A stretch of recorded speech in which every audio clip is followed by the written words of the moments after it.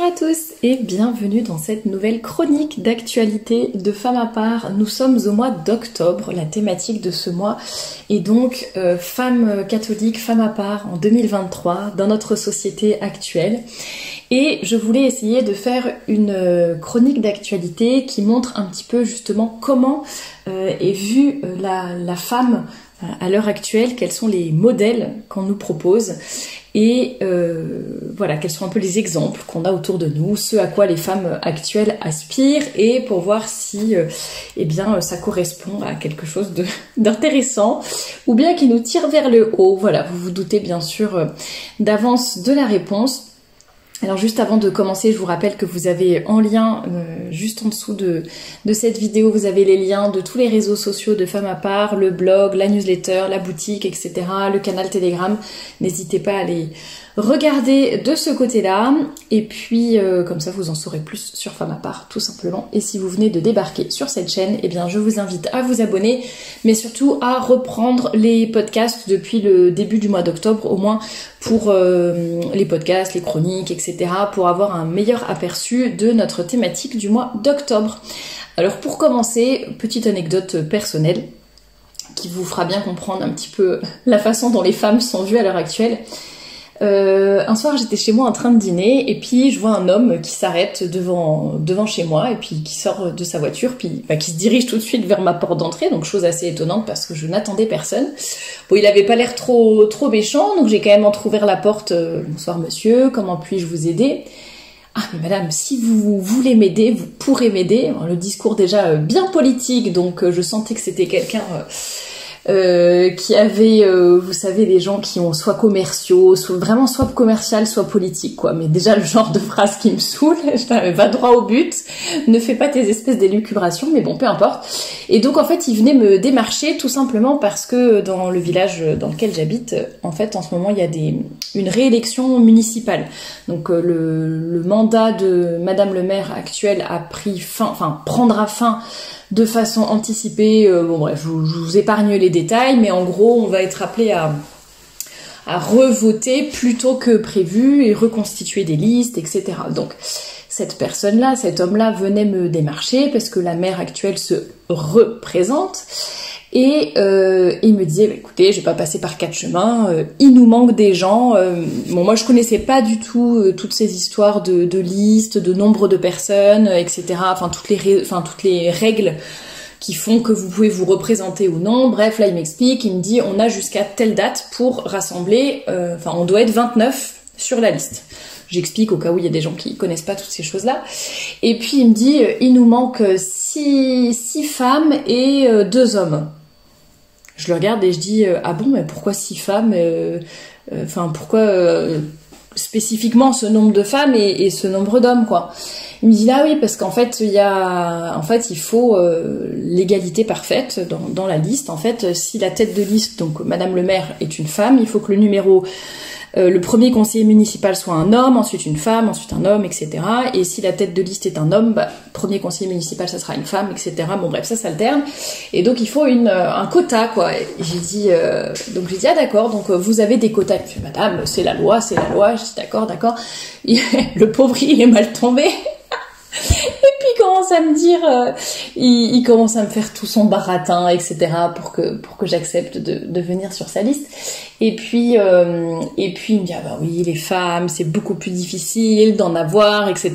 Sans blague, peut-être que ça les intéresse beaucoup moins que les hommes, la politique, hein, juste une idée comme ça. Peut-être qu'elles ont autre chose à faire, peut-être que c'est pas. Certainement il y en a qui s'intéressent à la politique, hein, je dis pas. D'ailleurs en ce moment notre maire c'est une femme, hein.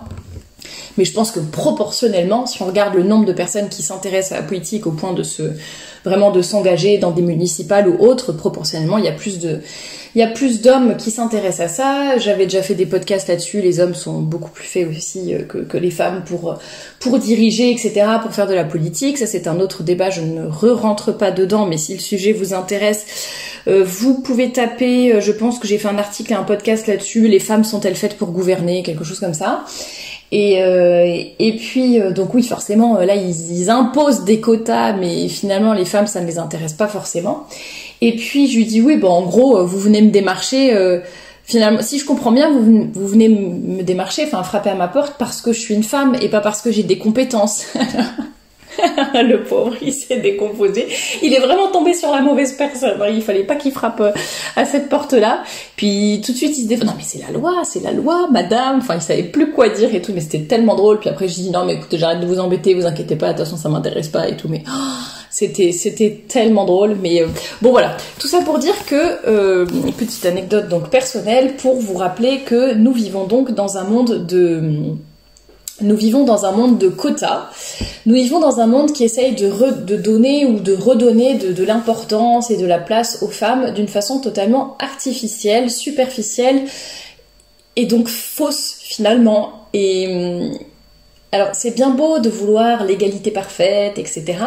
Mais je me dis en fait si c'est pour avoir ce genre de quotas qui font que finalement les femmes vont être recrutées non pas pour leurs compétences, certaines bien sûr heureusement sont compétentes dans certaines entreprises, etc. Mais recruter des personnes, des femmes non pas pour leurs compétences mais simplement parce qu'il faut remplir des quotas, mais en fait je trouve ça super grave. Et bon là c'était au niveau politique, mais ça peut être dans des entreprises ou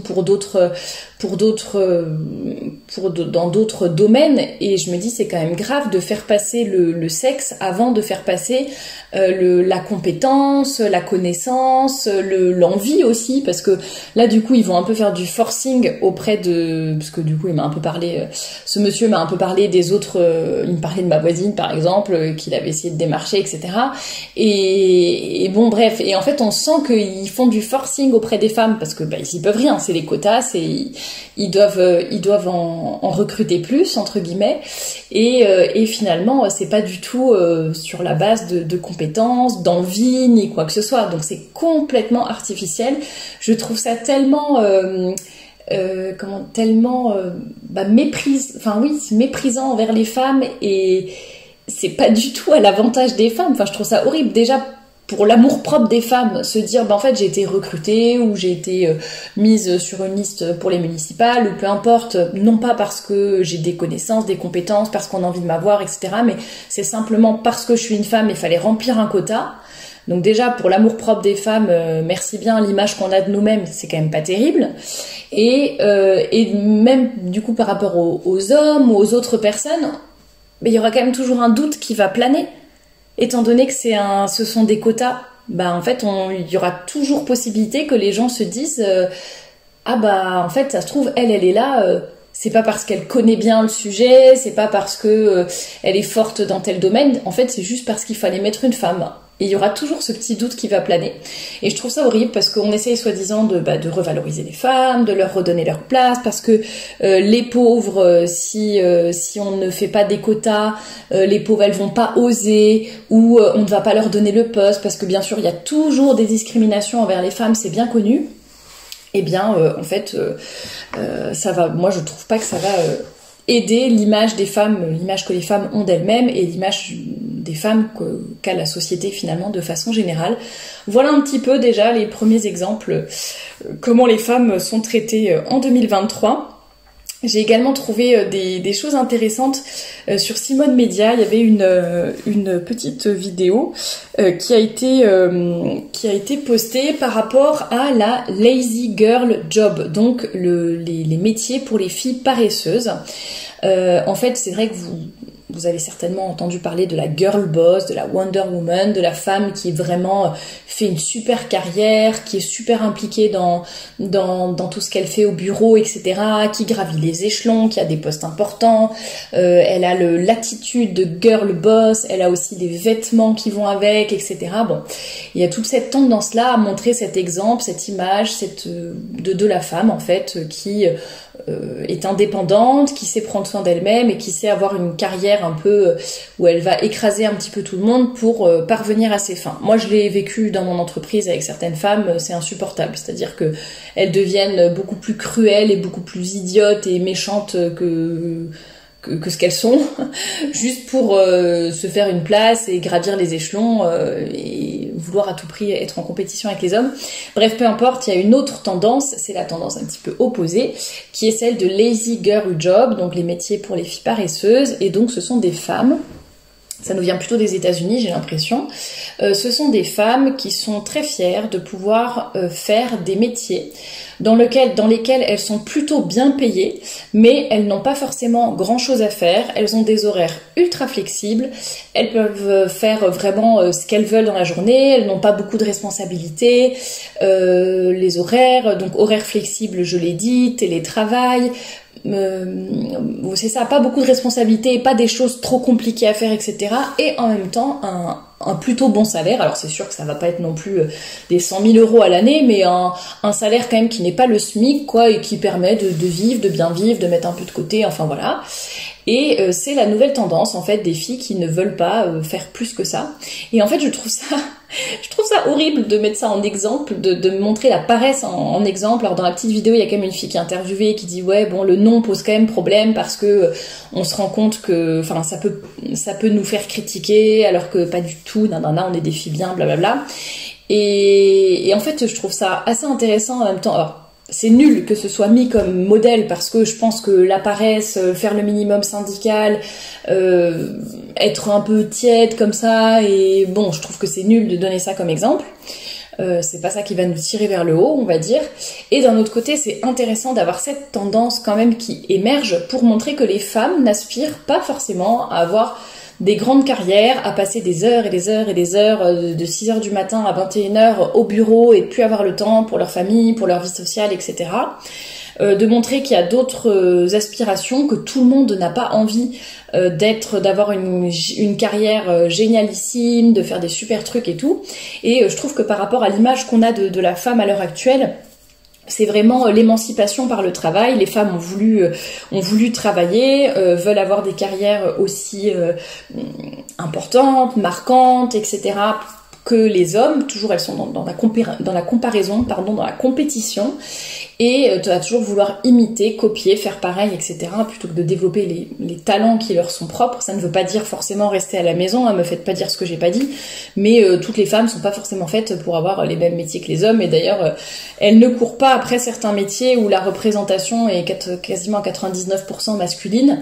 Bref, et donc on nous donne toujours comme modèle de femmes qui travaillent cette girl boss qui a beaucoup de succès, qui gagne beaucoup d'argent, qui a une super carrière, etc., beaucoup de responsabilités. Et en même temps, on oublie de nous dire qu'il y a des femmes pour travailler, en fait elles sont hôtesses de caisse, elles sont femmes de ménage, elles ont des métiers beaucoup moins glamour, on va dire. Je n'ai rien contre les femmes de ménage ou contre les hôtesses de caisse, mais sur le papier, on va dire, ça vend moins du rêve que celles qui sont girl boss dans la finance, dans je sais pas quoi. Et on oublie que certaines femmes, pour travailler, pour pouvoir vivre et gagner à peine un SMIC, eh bien elles font des métiers qui sont beaucoup moins peut-être, qui vont leur donner une image beaucoup moins, c'est ce que je disais, beaucoup moins glamour, intéressante, ni quoi que ce soit. Je dis bien l'image qu'elles projettent auprès des autres. C'est peut-être des métiers aussi beaucoup moins épanouissants, plus fatigants, plus frustrants, plus vous êtes regardé un peu de haut par les gens, etc. Bon, et elles sont obligées de travailler là-dedans pour pouvoir subvenir à leurs besoins. Donc on a toujours cette image très, je trouve un peu faussée, du travail, de l'émancipation des femmes par le travail et par une super carrière, alors que, je sais pas, faudrait faire des statistiques, mais je pense qu'il y a même pas 50% des femmes qui sont très heureuses, très épanouies, hyper contentes de leur travail. En tout cas, moi, par exemple, si je prends dans mon entreprise, et les filles qui sont autour de moi, qui avaient d'ailleurs un peu le même âge que moi, etc. Déjà le nombre de burn-out, de filles qui sont, je prends les filles du coup parce qu'on parle des femmes, mais qui sont pas heureuses, qui sont pas contentes et je sais pas quoi, et qui restent des années et des années dans l'entreprise, et c'est seulement au bout de 10 ans qu'elles réussissent à partir et à décider enfin que bon allez maintenant ça suffit, je m'en vais. Alors que les hommes qui étaient pas contents dans mon entreprise, en fait ils râlent un peu, etc., ou ils critiquent ou je sais pas quoi, mais peut-être beaucoup moins. Et en fait, eux, ils agissent. Donc, c'est-à-dire, ils essayent de rétablir les choses, ils essayent de parler au-dessus, à leur chef, etc., à escalader éventuellement auprès des ressources humaines. Après, s'il y a rien qui change et si je sais pas quoi, en fait, ils s'en vont, ils changent de métier, ils changent d'entreprise, et puis voilà. Donc, il y a beaucoup plus d'action derrière, mais bon, c'est pas la même façon de voir les choses, mais je trouvais ça intéressant dans cette chronique d'actualité de voir un petit peu ce modèle de femme paresseuse. Alors, je suis aussi tombée sur Simone Média sur une vidéo assez intéressante sur une femme donc, qui s'appelle Hélène Gâteau et qui expliquait le lien particulier qu'elle avait tissé avec son chien. Et en fait, ce qui m'a un peu attiré l'œil, c'était le titre de son livre « Pourquoi j'ai choisi d'avoir un chien et pas un enfant ?» Et ça, c'est aussi quelque chose qu'on nous présente beaucoup à l'heure actuelle, ces femmes qui ne veulent pas d'enfants, ces femmes qui se font ligaturer les trompes alors qu'elles ont 22 ans, ces femmes, j'en avais déjà parlé dans d'autres chroniques, mais c'est une chose de ne pas vouloir d'enfants, c'est une chose de ne pas imposer aux femmes d'avoir 15 000 enfants, mais en tout cas, c'est autre chose que de voir dans tous les médias, sur tous les réseaux sociaux, il n'y a pas de problème à se ligaturer les trompes à 22 ans, c'est un bon choix que de ne pas avoir d'enfants, je suis très très très épanouie et pas du tout frustrée de ne pas avoir d'enfants. Là, c'est un peu le discours que nous donne Hélène Gâteau dans cette vidéo et c'est frappant de dire, elle a besoin de dire qu'elle n'est pas frustrée, que tout va bien, etc. Bon bref. Et ce qui est drôle, c'est qu'elle se contredit, enfin pas elle se contredit, mais dans son discours, on perçoit quand même certaines choses. Donc elle explique, elle dit je fais bien la différence, je sais que mon chien n'est pas mon enfant, c'est pas la même race, c'est pas la même chose, même si je sais que pour certaines choses quand même, je le traite presque comme si c'était mon enfant. Il a en gros, elle dit un peu qu'elle voulait pas s'encombrer d'enfants dans sa vie, qu'elle l'a toujours su, elle veut pas d'enfants. Et en même temps, quand on voit tout ce qu'elle fait pour son chien, on se dit mais en fait c'est quasiment la même chose. Mais bon. Et donc elle parle de tout ça et puis donc elle dit bien qu'elle est pas frustrée, que tout va bien, que c'est son choix, etc. Mais n'empêche que vers la fin de la vidéo, elle dit oui, alors bon, elle dort avec son chien, tout ça, bon ok, et puis elle dit oui. Une chose dont je suis sûre avec mon chien, c'est qu'il m'aimera toujours, il me donnera toujours de l'affection, je serai toujours entourée, etc. Et en fait, c'est là qu'on voit le manque, entre guillemets, le besoin et le manque d'affection de cette femme, comme de la plupart des femmes, et ça je l'ai déjà dit, on a vraiment besoin de se sentir aimé, de se sentir regardé, de se sentir utile, on a besoin d'affection dans nos vies, enfin c'est vraiment quelque chose de typiquement féminin, après à différents degrés selon les femmes, j'imagine, mais globalement c'est quand même un trait qui est plus féminin que masculin. On a besoin que notre réservoir d'amour soit rempli et elle en fait elle le remplit avec son chien et elle se rend même pas compte que finalement elle remplace le bébé par autre chose. Elle a beau dire le contraire, mais c'est ce qui se passe en tout cas. Donc j'ai trouvé ça intéressant de voir son discours, de souligner, de voir qu'à l'heure actuelle finalement maintenant ça va devenir avoir un chien ou un chat, ça sera la même chose que d'avoir un enfant. Enfin c'est rigolo tous ces modèles ces modèles, ces égéries que nous présente la société et qui essayent de pallier un petit peu à nos frustrations. On nous a donné un exemple de la femme émancipée, indépendante, qui n'a besoin de personne, etc. pour se construire. Et finalement, on nous montre de plus en plus aujourd'hui des modèles de femmes pour qui finalement la carrière c'est peut-être pas le plus important, qui finalement comblent leurs besoins. D'accord, le bébé, soi-disant on s'en fiche d'avoir des enfants, mais on comble tout le besoin affectif et tout le... en fait on traite nos animaux comme nos enfants. Alors me dites pas que c'est pas un transfert quoi, enfin bon... Et voilà, c'est assez, je vais pas dire c'est drôle parce que pauvres femmes qui sont certainement pas heureuses au fond d'elles-mêmes, il y a peut-être une proportion qui est heureuse, tant mieux, mais je pense pas que ça soit le grand épanouissement non plus. Et ouais, c'est triste. Et dernière chose que je voulais partager avec vous, c'est l'une d'entre vous qui m'a envoyé une vidéo sur la charge mentale. Je vous avoue, j'ai hésité à la regarder parce que déjà les 5 premières minutes, j'étais déjà énervée. C'est le genre de sujet, je trouve qu'il y a tellement d'approximations, je trouve que c'est... On part d'un vrai sujet, ça je dis pas que ça n'existe pas, mais on le tourne d'une telle façon que je trouve qu'il y a beaucoup de choses hypocrites. Bon, j'ai quand même écouté jusqu'au bout, je l'ai écouté un peu en accéléré, là j'ai mis la vitesse, ça dure 50 minutes. J'ai mis vitesse x1,5, j'étais en train de cuisiner pour tout vous dire et j'ai écouté quand même. Je me suis un peu... Le début vraiment m'a beaucoup énervée et après j'ai réussi à rester et j'ai vu que, bon, ok, l'équilibre se rétablissait un petit peu. Mais ça fait peur quoi. Et il y a beaucoup de choses par exemple... Bon, déjà par exemple, il y a une femme qui critique son mari, qui visiblement ne fait rien, etc. Bon, je suis d'accord avec elle. Mais le gars, il est en train de jouer aux jeux vidéo au lieu de l'aider. Et je trouve qu'on peut pas mettre tout le monde dans le même panier. Donc une femme qui a un ado à la maison au lieu d'avoir un mari et qui se plaint de la charge mentale, c'est quand même pas la même chose qu'une femme qui a un vrai homme à la maison et pas un enfant de plus, et qui, je sais pas, travaille toute la journée ou j'en sais rien, ou qu'il y a une répartition qui est pas égale. C'est pas la même chose d'avoir vraiment un homme qui se comporte comme un adolescent, et dans ces cas-là, la problématique elle est encore ailleurs. Et je trouve qu'on peut, enfin je dis pas qu'on peut pas se plaindre de la charge mentale, mais en tout cas on peut pas comparer quoi. Bah oui, là t'as vraiment un mari qui se comporte comme un gamin, qui joue aux jeux vidéo plutôt que d'être père de famille, d'être époux et d'aider ne serait-ce qu'un tout petit peu quoi, sans parler de 50-50, mais juste voilà. Et donc je trouve ça un peu bizarre de mettre tout le monde dans le même panier comme ça et de faire des espèces de statistiques qui n'ont aucun sens. Ensuite, il y a beaucoup de femmes qui ont quand même avoué. Alors au début, elles l'avouaient pas, mais moi je le voyais dans leur discours, j'étais là, mais ma cocotte là, c'est toi qui en fait ne veut pas lâcher le morceau, c'est toi qui veux pas. Ça se voyait en fait qu'elles voulaient pas que leur mari le fasse quoi, parce que il faut que ça soit fait de telle façon, elles étaient maniaques, elles voulaient que ça soit fait à leur manière, etc.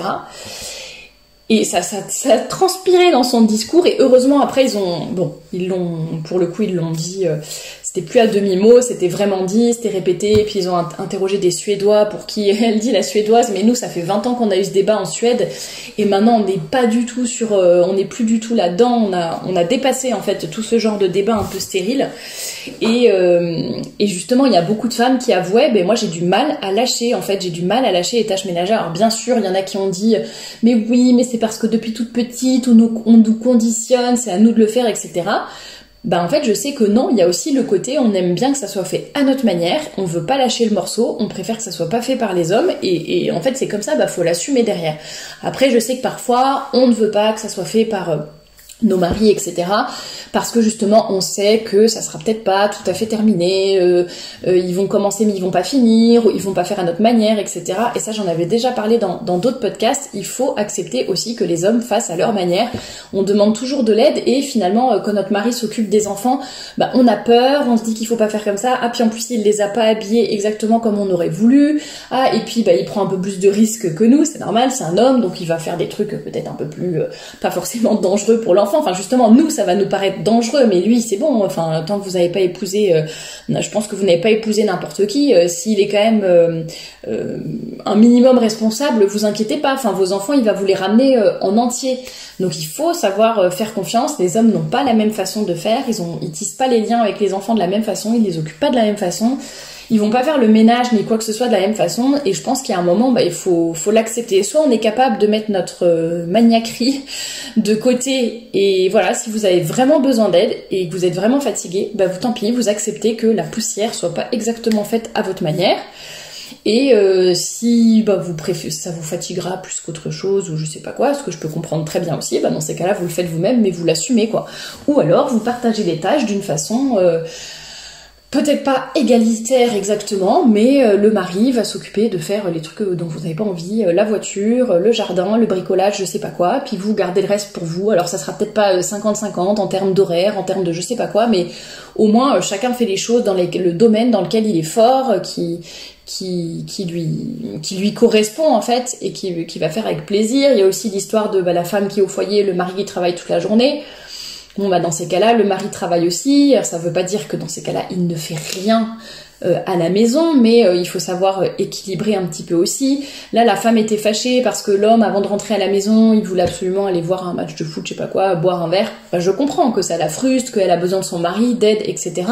Mais est-ce qu'elle lui laisse suffisamment d'espace pour qu'il ait vraiment envie de rentrer à la maison et d'aider à faire les choses? C'est-à-dire si dès qu'il est à la maison, il se fait crier dessus, c'est jamais bien fait comme elle veut, et il n'a pas un seul moment pour décompresser, pour se reposer, ben je comprends qu'après lui il pète un câble et qu'il n'ait pas non plus envie de revenir à la maison. Donc faut savoir équilibrer, d'accord il doit m'aider, mais peut-être que je dois aussi lui laisser son petit moment de décompression après le travail. Voilà, bon bref, il y a pas mal de choses. Il y a une fille aussi qui disait, alors ça c'est le discours que je supporte pas, elle disait je pense que ma fille elle a plus besoin d'une maman épanouie mais qui a oublié de préparer son goûter plutôt que de lui avoir fait son goûter, mais après je suis moins épanouie, je sais pas quoi.